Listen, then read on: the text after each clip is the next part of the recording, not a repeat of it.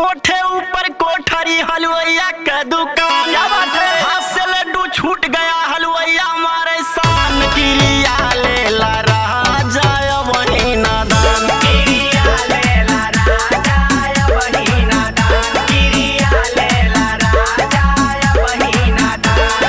कोठे ऊपर कोठरी हलवैया का दुकान, हाथ से लड्डू छूट गया हलवैया मारे शान, क्रिया लेला राजा वही नादान, क्रिया लेला राजा वही नादान, क्रिया लेला राजा वही नादान।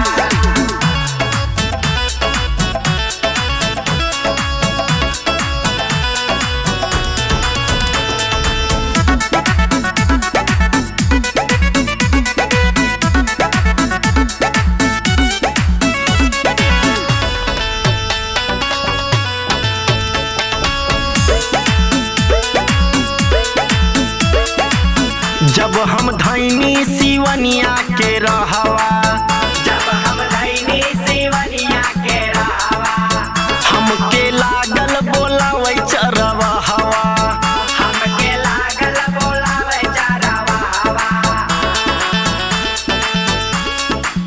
जब हम धैनी सिवनिया के रहवा, हमके लागल बोलावे चरवा हवा।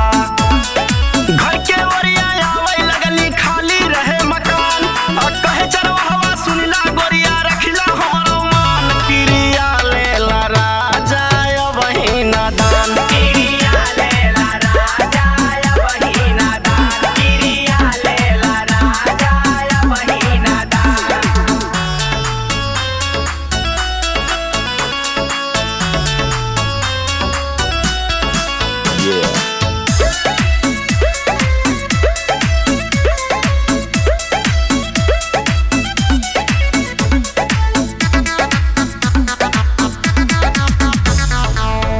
अब ना जइबै हम घूमई बजरिया, अब ना जइबै हम घूमे बजरिया, देखी मारै ले लौंडा नजरिया, देखी मारै ले लौंडा नजरिया। अब ना जइबै हम घूमई बजरिया,